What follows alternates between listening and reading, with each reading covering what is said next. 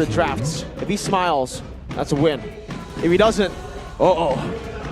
Uh-oh? Uh-oh. They might not win, but they can still win. But yeah, the smile was a big takeaway. That's just, you know, for fun. We'll see if that's actually true. The mythical creature, smiling Kescute. Is it a gimmick thing, or is it like a sign when he's satisfied with the drafts? I guess we'll have to see if it's true or not, right? Alright. Just based on this game, we'll see if he smiles or not, and then we'll see the result. The rock band coming through from Bigetron, and Onic go for the Novaria band. So you mentioned the Novaria earlier on in this drafting phase, and it does get taken away from Moreno. We see what he was able to do. He does steals left and right. Yep. Very similar to the performance of Suelo, but in my opinion, Moreno does it a little bit better. Respect coming through from Onic. You want to know a fun fact? Tell us. AP Bren like to do the same thing against Onic. Valentina and the Feramis, taking it away. Usually it's traded. If Onic banned the Valentina, AP Bren banned the Feramis. That's vice versa usually in the grand finals of M5. We also saw that. So it was contested, and then also, usually AP Bren respect the Kadita too, so there's so much respect placed on him, and I've been actually opening my Samsung phone to check the stats out for the grand finals of M5. There's a cute comment here by Super Ken. Against Onic, it's the same as the other teams, but you just keep losing. Aww. That's always been the case for them. Maybe it's a mental block. They Maybe lost it's just 2-0 in leg number 1, by the way. they lost 2-0 in leg number 1 in the SPS Grand Finals as well. They tore through the lower brackets, but then when they meet Onic, what happens? 4 or 3-0 in the Grand Finals as well. That's the hurdle for Bigetron for the longest time. But I think it's good for Bigetron, right? Because they've been showing promise since last season, and the fact that there's still a team that they have yet to conquer, it should light their fire, ignite that flame for them to find a loophole in terms of macro, micro, performance, drafting phase, you name it. Onic go for the Yves for Sans. Bigetron respond with a Paquito. What's your guess for the mid laner? Looking at this comp, it's going to be tough to play something like a Gourd. So I will say, I don't know, maybe they'll go, the safe choice is Vixana. If they want to go crazy, maybe. Ooh. I'm not thinking Odette. I'm thinking more Lilia as well. You could do a bit more damage towards the Fredgen as well, stopping the choke points, but the range is definitely a big problem there. So they go for Gourd there. The signature Sans actually. It's not exactly safe, is it? Nah, it's not that safe. Yeah, against an Arlet, I think a Joe might work here for Keyboy as well, right? Arlet EXP Joe. Seeing the Gourd, seeing the Moskov, but no, they went for the Khalid. So Arlet Rome will be the solution here for Onic. All right, we're gonna see Khalid again. We saw Khalid yesterday. We're gonna see Khalid today. Not naturally a common pick so far at MPLID Season 13, but in occasions it can work. How does it work? I haven't seen the Khalid work, not an MPL at least, but I've never seen the Fredgen XP work, not an MPL. And then Lutpi plays it, and then Boots does well on it. So Onic have a way to make these heroes that have looked. Kescute's not smiling. We got information from the casters. Oh, no. Kescute's not smiling. I don't know. The lineup rating in the counter index says otherwise as well. It says Onic. So we'll see if that Kescute signature smile will end up with, or the no smile will end up with BTR losing here. Oh no, oh no, oh no, oh no. But either way, the inevitable is here. Till the enemy reaches The Titans are calling, and the Titans are here to fight. Ladies and gentlemen, we have the red robots on one end. Welcome to Mobile And the Legends. Sky Kings in the other. In this best of 3, who will be able to take this first game? I mean, this match might be, maybe, the grand finals of Season 13. Oh. Based on the standings, it does look like that might be the case, Gani. Maybe a glimpse into the future of what might happen. CW. Oh, early on, Moreno getting chunked though. Want to talk about CW, same emblems as what we saw from Skylar earlier for Amon. A bit more defensive and the agility too. So he's going to play more on that maneuverability of this Moskov, trying to outmaneuver Onic. And Iman, this time, has opted to go for Flicker instead of the Purifying. They are going for the early invade though. Superken and Keyboy is there to cover, but Superken will gladly use their retribution and gets level 4, and Daytona's welcome towards Keyboy. Flickers out though. Sorizo almost gets the first blood, but Keyboy was able to dodge that. See, that's already a very entertaining first few minutes here between both of these teams. Jumping back into the emblems earlier on, Sans goes for quite an interesting path as well, right? Does he go for more defense there? Yeah, he actually did. So it's very interesting to see him go for Tenacity and Rupture, because a lot of mid laners, you want to try to get that Wilderness Blessing, right? That's usually the emblem that you always have for mid laners. That doesn't change. What changes is the one on top. He goes for the Rupture for more damage and Tenacity, so he knows that he's going to be more often than usually. Wait, Keyboy? No Flicker. Mystic Gush committed. Keyboy low HP with Key and Moreno. Definitely, No way. right? Definitely Keyboy will fall. Take a look at Chorizo though. Low on HP, Lutpi finds the kill. That's a trade. Kyrie secures the turtle, and Super Ken will fly out with the help of Key. Wow, what an early action. Quick feet, Keyboy. He bought so much time, and by the time they finally were able to take him down, the setup was already done. Yeah. Kyrie, easy retry, being able to get that turtle under the nose of Bigetron just from that quick feet mechanics.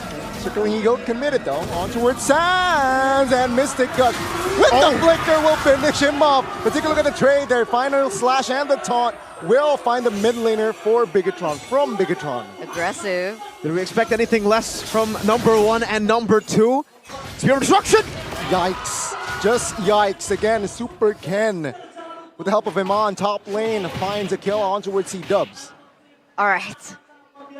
All right, 3 minutes in, we finally have a little bit of downtime here. Talk us through what happened. All right. I think it was just setup over setup, right? For Onic, they had the better setup around the turtle, so Bigetron looked for the instant trade into the mid lane while Keyboy tried to get level 4. So it was punishes after every single movement. There was proactive maneuvers from some of them, like Chorizo, who tried to open up the turtle, and reactive maneuvers from both teams as well. Onic reacted to how Chorizo was alone and how they had better control over the turtle. Bigetron did the same towards the mid lane which had Keyboy, and then same thing goes to Sans, who's going to be more planted. That's something they wanted to say with the emblems that you were asking about, Eterna. He's going to be more planted to the ground with the real-world manipulation around these team fights as well. So he was prioritizing how he can actually stay planted to the ground and just deal damage towards the back of Bigetron, or just even towards the front to play that front to back. Definitely, we saw that come through, and that's exactly what they wanted to go for. But right now, there's a little bit of a... Oh, what? Lutfi, 2v1 actually gets taken out just like that. That was... I don't know what happened. I guess they were able to just burst him down, but I would really love a replay to see exactly... He probably got stunned by Moreno. Yeah, and then bursted down by the Mystic Gush too. Miscalculation there, and see here, Sprint on it a little bit late to the contest. Second turtle will fall to the hands of Bigetron. Top lane again, CW. No Flicker yet, so Iman and Key will try to gang him down, though CW will find a trade, but Iman will gladly take the shield turret. There's just so many things happening at once. It's getting a little confusing here. Kyrie lost that retribution battle because he's a level below. Why is he a level below? Does he clear slower than Super Ken on the Barats? Yeah, instantly the Barats has, from the start, a very, very good lead in terms of clearing. And this is something that we were talking about as well, actually, backstage just yesterday. Me, Arashi, and our scriptwriter, Mr. Dika, about the Barats. Wait, there's another fight. Circling Eagle, Kyrie airborne now. Daytona's welcome on towards Keyboy though. Oh, take a look at the Mystic Gush. On towards Sans. Sans flickers out of the way. Kyrie will find their Princess Wrath, but not to anyone's death. Bigetron, they move onwards. Conceal now to help Kyrie escape, as Iman will gladly take the turret top lane. No kills on the board just yet, but it's enough for them to be able to get that turret in the top side. Meanwhile, Kyrie... Fast pace, Circling Eagle. He will secure the kill. And Onic slowly but surely, they got dismantled. Now take a look at the mid side. 4v2 Sands now. No flicker, no spell. Moreno secures it down, and the mid turret will fall as well. 4,000 gold lead for Bigetron on top of these small skirmishes that they've been able to capitalize over. What makes San so special in the mid lane is how he's so proactive. When you put him on a pick like the Eve, we get flashbacks instantly to also the M5 Grand Finals. In the final game, he was on the Eve as well, when he's not able to make that crazy play, zoning, looking for space, that spatial awareness that is his main strength, when it's not utilized. I guess this might be a way to punish them, and Bigetron, they might have found that way here with the third turtle being contested, and no contest at all. They give it to Eman. Yeah, there was no possible angle for Onic to penetrate. Now he spots Loot P. Will not commit on towards a fight just yet though. Bigetron, they realize that they are just so comfortable with this lead, so they will hold on before pulling the trigger. Before the team fight occurred, you were on a certain point. Do you still remember what it was about? Yeah, it was the build path for the Barats. You were asking about the clear speed, how he's so much far ahead earlier. Now it's only a 1 level diff, but still, he is ahead. He does have faster clear, that's number 1. We're gonna get cut off again. Using Sandstorm defensively with the flicker. Though Loot P survives. Onic now, will they have counterplay? No, they will not. With the Mystic Gush from Moreno, just so deadly. And now Mon moves on towards another structure in the mid. 1 by 1. No more space for Onic. Ooh, okay.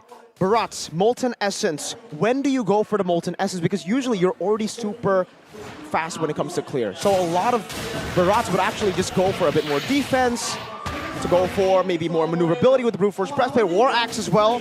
But for Supercan here, he decided to go for Molten Essence because he wants to get as much of an advantage as possible in the clear speed department, because he knows he'll be invading, he'll be contesting for these neutral objectives, so having a level lead is crucial. Would that be the same case if he was against an assassin, let's say? Would he build Molten Essence? It's a choice. It's a choice to go for. I think if you want to try to clear faster, especially when you have someone like Matilda that gets out, then yes, you already have the mobility, right? So you don't need additional mobility technically. You can just go for the full clear, full defense path, and that's what Supercan is going for. If I take a look at the items right now, he's actually gone for Oracle to enhance the healing from the Matilda, and then the Molten Essence, obviously, to enhance his own clear speed. And then third item is the Scar Guardian Helmet. He's playing fully for HP. He's not playing for any other defense, technically magic defense for the Oracle. Just that. Bigetron, they will not be able to isolate Kyrie, but they will be able to secure the First Lord. Now Bigetron, Onyx jungles are... It doesn't feel like Onyx jungle, it's just a Bigetron now. Again, no counterplay here. 9,000 gold lead for the Red Robots. Yeah, it doesn't seem like they found it, but oh my lord, Key, very aggressive, very confident in their power spike at this point, right? Honestly, Onic, they need to wait for CW to pop off. How far off is CW? Is he still far? I mean, the Lord is closing in here. Very far from the Holy Crystal. He actually, to get the Starlium side, had to not complete his boots. WM already invested in the mid, so top lane will be the main focus. Daytona's welcome on towards Kyrie. Melts it down. Bigetron, they might look for more. Good stun on towards 2 members here. But CW and as well as Sands will have space to back away. Now let's see, will they force the mid? Onic forcing again on towards the defense here. So Rizzo looking to grab more space as Bigetron plays another base turn in the mid. So Rizzo falls though. Perhaps that is the breather that Onic needs. All right, this lower side of the map, this bottom side of the map will be cleared out by CW. He's gonna be able to clear. Oh, he gets caught really low though from the damage output coming in from Moreno already. But it does buy them a little bit more time to deny the inevitable. CW picks up the Divine Glaive, however. Yeah, so that's what's going to stop the full power spike from this Natan. Firstly, great timing here to put the in-game equipment so we can get to see CW. okay, he didn't have the boots completed earlier, so only now that he finished the boots, he actually had to just sit on the tier 1 boots to get the Feather of Heaven and Starlium Scythe. And then now he's forced to go for Divine Glaive because of how tanky Bigetron Alpha's members are. But if you pay attention to Bigetron Alpha, they actually don't have that much magic defense, right? They have Oracle to enhance the healing, but then they have Dominus, Isis, Skyguard, and Helmet, so they're playing with HP. Good final slash him on with the flicker. Lutpi finds a raging sandstorm, but Moreno will have enough power to melt him down. T-Boy now, the next target on the chopping block. He falls as well. Onic defends with 3. 2-4-0 trade right now for the red robots. And they're looking for more. They have the marksman. They will look for the base. The base quite exposed now. Sans CW. They look for the clear, but Kyrie will not be able to sustain the damage. Now exposed again. Sans taken out, but the base should be the end after the triple kill. 11 minutes. 11 minutes is all it took for Bigetron to be able to get that win against the defending champions. 11 minutes and 47 seconds. Shouldn't. It looks like this team has learned a thing or two from the last time they met, right? 2-0 for Onic. And now Bigetron lead this best of 3 series. What a performance from Bigetron Alpha. All the way from the draft. We didn't see Kescute smile, but maybe he knows that we know about the smile. Keeping a poker face this time around. An aggressive trio mid-play secures game 1 for Bigetron against the final boss. We gotta call him that, Onic.